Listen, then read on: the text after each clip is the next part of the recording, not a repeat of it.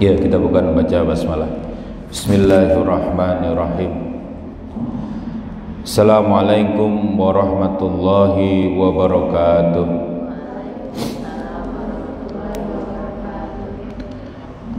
Alhamdulillah, nahmaduhu wa nasta'inuhu wa nastaghfiruh wa na'udzu billahi min shururi anfusina wa min sayyiati a'malina. May yahdihillahu fala mudilla lahu wa may yudlilhu fala hadiyalah. Asyhadu an la ilaha illallah wahdahu la syarikalah wa asyhadu anna Muhammadan abduhu wa rasuluhu la nabiyya ba'dah. Allahumma salli ala sayyidina Muhammad wa ala ali sayyidina Muhammad. Rabbi israh li sadri wa yassir li amri wa hlul 'uqdatam min lisani yafqahu qawli. Subhanaka la ilma lana illa ma 'allamtana innaka antal alimul hakim. Amma ba'du. Alhamdulillah, segala puji hanya bagi Allah. Salawat serta salam semoga selalu tercurah kepada junjungan kita Nabi Muhammad sallallahu alaihi wasallam serta keluarganya, sahabatnya dan juga para pengikutnya yang setia dengan ajaran hingga akhir zaman. Alhamdulillah, anak-anakku sekalian dan juga para asatizah yang dirahmati Allah, kita lanjutkan. Sudah beberapa waktu nih kita masuk kepada hadis ke-13 dan hadis ke-14 tentang beban berat sebuah tanggung jawab. Ya. Ini hadis ke-13 ini adalah di sini dikatakan innakum satahrisuna 'alal imarati wa satakuna nadamatan. Ya. Wa satakuna nadamatan yaumal qiyamati fa ni'mal murdi'atu wa bi'sat fatimatu. Sesungguhnya kalian akan berlomba-lomba, maksudnya di sini menginginkan kepemimpinan, dan kalian akan menjumpai penyesalan pada hari kiamat. Jadi pada saat berlomba-lomba dengan kepemimpinan, nanti kita jelasin di sini ya. Dan kalian akan menjumpai penyesalan pada hari kiamat. Maka sebaik-baik manusia adalah pengasuh anak dan seburuk-buruknya adalah penyapih. Hadis riwayat Imam Bukhari nomor 6615. Berikutnya itu adalah hadis ke-14. Dijelaskan di sini, kayak mesti dikecilin sedikit Ibu. Berdengung. Dijelaskan di sini, ya Aba Zarrin, innaka dha'ifun wa innaha amanatun wa innaha yaumal qiyamati khizyun wa nadamatun illa man akhazaha bihaqqiha wa adda alladhi alaihi. Wahai Abu Zar, ini bakunya goyang ya. Oh iya. Wahai Abu Zar, katakan, sesungguhnya engkau adalah orang yang lemah, dan sesungguhnya jabatan itu merupakan amanah, dan sungguh pada hari kiamat nanti jabatan itu menjadi sumber kehinaan dan penyesalan, kecuali bagi orang yang memangkunya dengan benar dan mampu menunaikan apa yang telah menjadi kewajibannya. Hadis riwayat Imam Muslim nomor 3404. Jadi anak sekalian dan juga para asatizah, di sini dijelaskan menurut Imam An-Nawawi hadis yang pertama tadi ya, jadi kalian innakum satahrisuna 'alal imarah, sesungguhnya kalian akan berlomba-lomba dengan kepemimpinan, dengan tadi jabatan kepemimpinan. Menurut Imam An-Nawawi di sini dan juga penjelasan dari hadis-hadis yang serupa, bahwa hadis ini menjadi dalil untuk tidak memberikan kekuasaan kepada orang yang lemah, Hadis ini juga ditunjukkan pada orang yang tidak kompeten dan tidak berlaku adil dalam jabatannya, bahwa mereka akan menyesali kelalaiannya ketika dihinakan pada hari kebangkitan. Namun demikian, bagi mereka yang memiliki kompetensi pada jabatan dan berlaku adil dalam kedudukannya itu, maka mereka akan mendapatkan pahala yang besar sebagaimana diungkapkan dalam beberapa hadis. Akan tetapi memangku jabatan seperti itu resikonya sangat besar, sehingga para ulama besar menghindar dari jabatan-jabatan kekuasaan. Jadi gini, berkuasa, ingin berkuasa itu naluriah pada manusia. Ya, kita tahu bahwa dalam garizatul baqa seseorang itu ada yang disebut dengan hubus siyadah, cinta kepada kepemimpinan.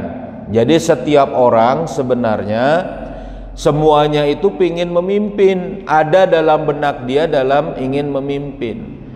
Tapi ada orang yang memang pada saat mereka dalam kehidupannya ini itu tidak kompeten dan tidak tumbuh kepemimpinan pada dirinya, dan juga dia tidak memupuk kepemimpinan pada dirinya untuk terus memimpin dalam jabatan-jabatan yang lebih tinggi. Misalnya di sini pemimpin, makna di sini adalah memang pejabat. Nah, kenapa begitu? Ya dah. Karena yang namanya pemimpin itu adalah dia harus memiliki minimal ada 3 yang harus dia pahami. Nih, jadi menurut Syekh Atta dalam salah satu surat kepada ayah waktu itu ya, diberitahu bahwa orang pemimpin itu harus menjadi kesatria. Apa itu? Dia harus menjadi orang yang senantiasa mampu meriayah dan memerintah. Dan yang ketiga itu harus sesuai syariat, sesuai dengan kadar jabatannya. Itulah dia sebagai seorang satria. Jadi dia ini mampu memerintah orang. Nah, kemampuan memerintah orang ini bagaimana? Ya kan? Ini harus dilatih, memimpin, mengurus urusannya, mengurus urusan orang lain. Itu harus dilatih. Ya. Dan akan muncul dia nanti bagaimana pada saat dia mengurusi tadi, ya, memerintah tadi sesuai dengan jabatannya, dan juga pada saat yang sama dia meriayah, concern, peduli, memenuhi urusan-urusan orang yang diriayah. Makanya misalnya nih ada kism sihah ya di pondok nih, maka pada saat itu dia harus perintahkan kalau ada orang yang misalnya ada santri yang tidak menjaga kesehatan, tahu misalnya dia adalah orang yang punya sakit, misalnya lambungnya sakit mah misalnya, ternyata makannya nggak dikontrol. Nah, kism sihah itu boleh nanyain, kamu kok malah makan yang terlalu pedas misalnya. Kenapa begitu? Karena dia punya tanggung jawab.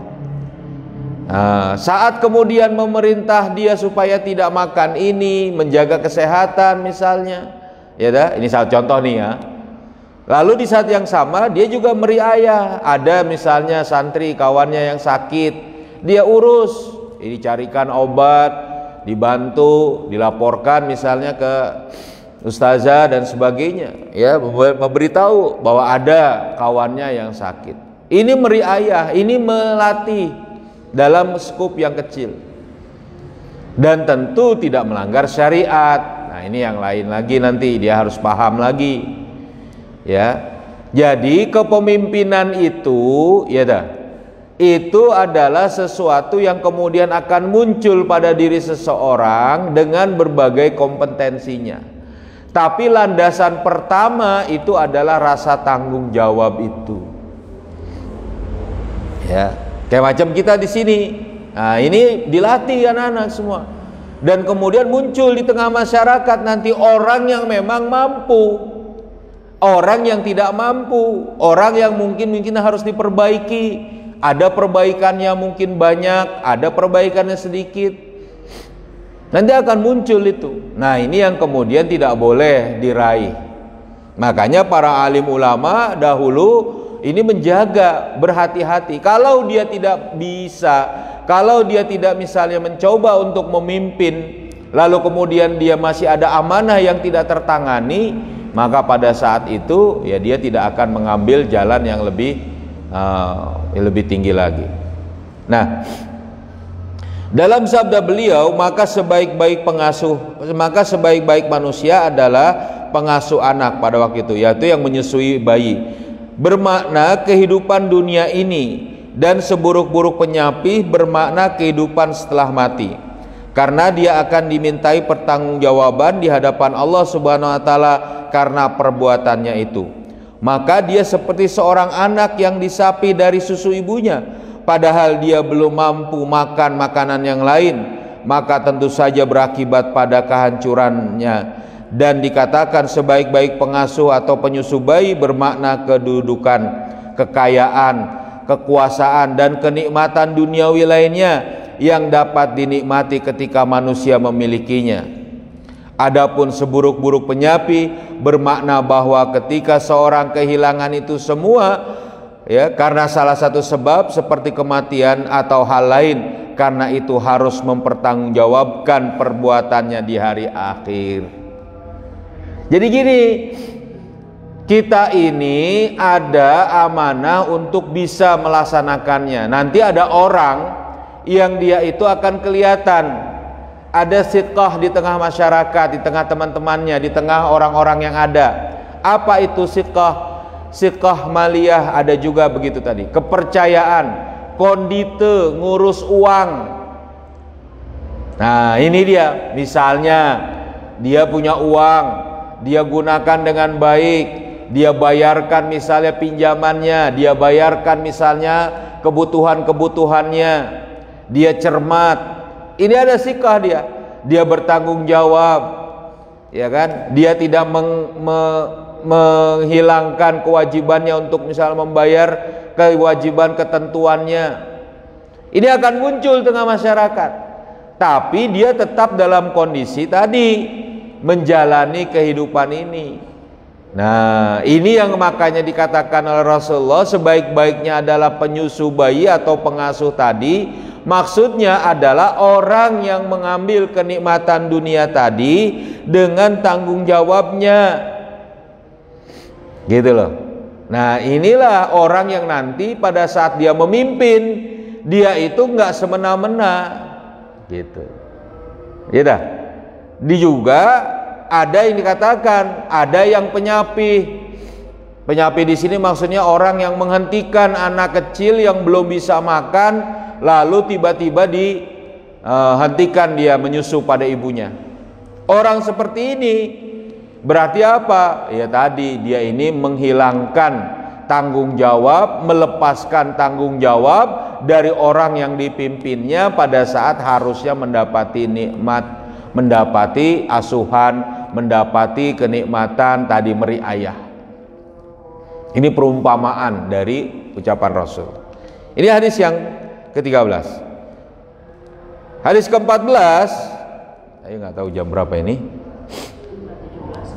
Nah, hadis ke-14 ini dikatakan kepemimpinan adalah amanah dan tanggung jawab yang besar. Oleh karena itu semestinya jabatan tersebut hanya diberikan kepada orang-orang yang memiliki kemampuan untuk mengemban amanah tersebut serta melaksanakan tugas-tugas yang dibebankan kepadanya.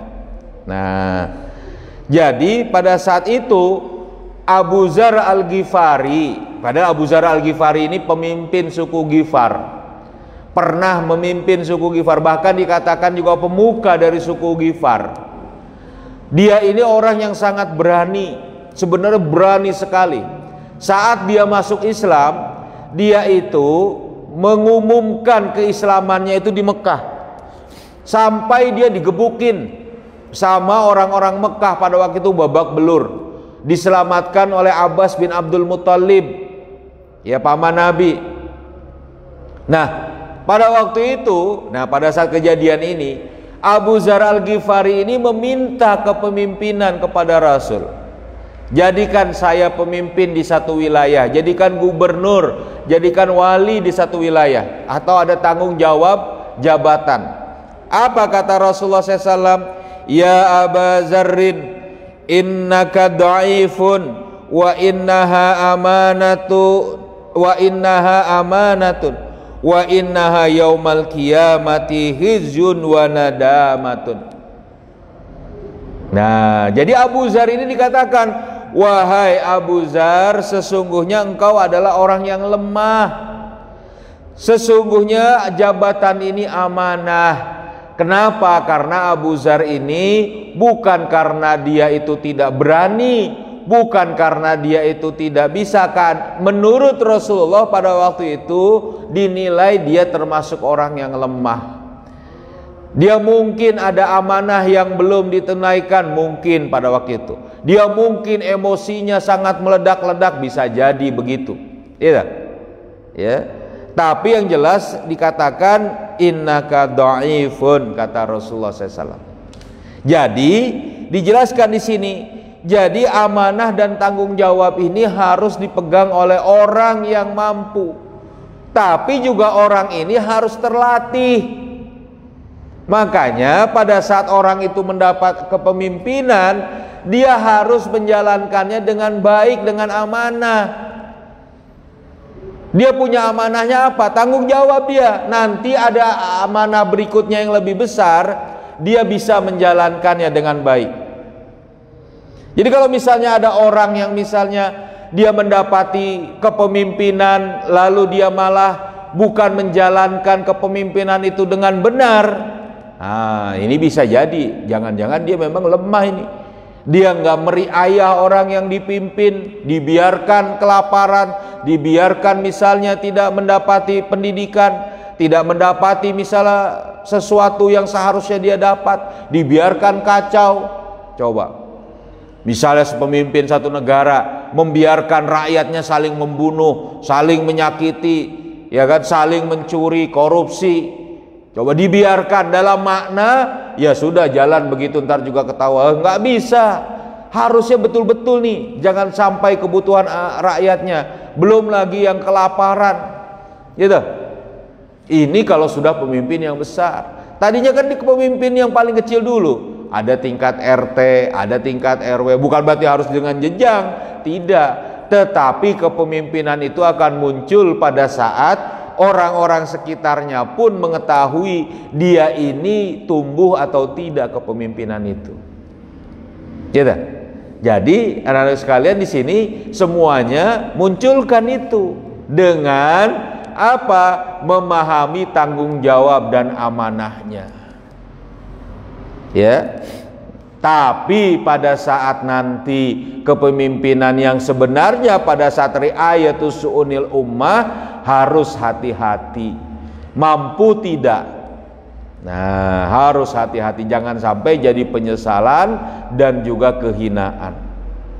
Nah, makanya dikatakan di sini, tidak selayaknya jabatan tersebut dibebankan kepada orang-orang yang tidak memiliki kepribadian yang kuat serta tidak berpotensi menjadi pemimpin yang adil dan berhasil, sekalipun mereka adalah orang-orang yang bertakwa.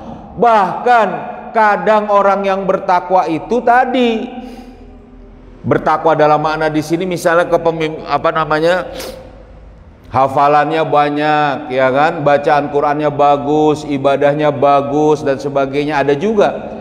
Tapi pada saat memimpin rakyat, pemimpin orang-orang di sekitarnya itu, dia tidak dalam kondisi yang seharusnya. Dia abaikan, dia malah sibuk misalnya dengan ibadah dirinya sendiri, padahal ada rakyatnya, ada orang yang dia pimpin.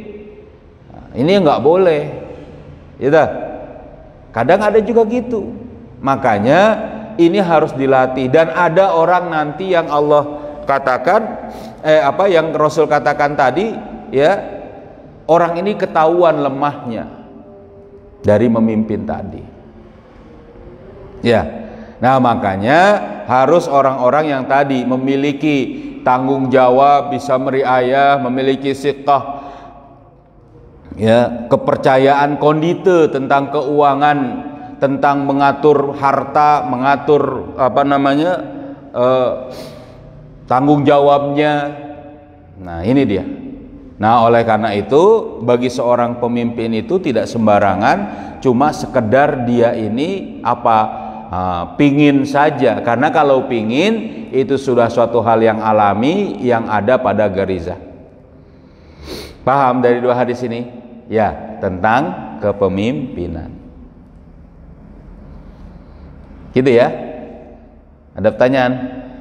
Nanti yang di atas ada pertanyaan? Nggak ada. Gimana, Aisyah? Paham? Nah. Ya, sedikit-sedikit ya. Nah, ini. Jadi insya Allah tentang tanggung jawab, beban berat sebuah tanggung jawab kepemimpinan. Insya Allah kita lanjutkan lagi nanti pekan depan, mudah-mudahan ya, kalau kesempatan. Mari untuk sekarang kita tutup dengan membaca surat Al-Asr bersama-sama. Ya. Bismillahirrahmanirrahim. Wal asri innal insana lafi khusrin illa alladzina amanu wa amilus solihati wa tawasaw bil haqqi wa tawasaw bis sabr. Subhanakallahumma wa bihamdika asyhadu an la ilaha illa anta astaghfiruka wa atubu ilaik. Assalamualaikum warahmatullahi wabarakatuh.